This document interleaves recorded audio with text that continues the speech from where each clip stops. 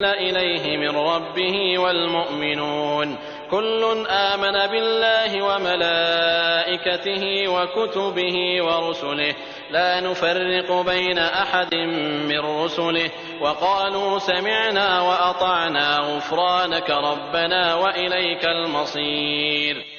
رسول ایمان لایا اس چیز پر جو اس کی طرف اللہ کی جانب سے اتری، اور مومن بھی ایمان لائے۔ یہ سب اللہ اور اس کے فرشتوں پر اور اس کی کتابوں پر اور اس کے رسولوں پر ایمان لائے۔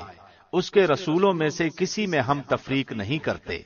انہوں نے کہہ دیا کہ ہم نے سنا اور اطاعت کی، ہم تیری بخشش طلب کرتے ہیں اے ہمارے رب، اور ہمیں تیری ہی طرف لوٹنا ہے۔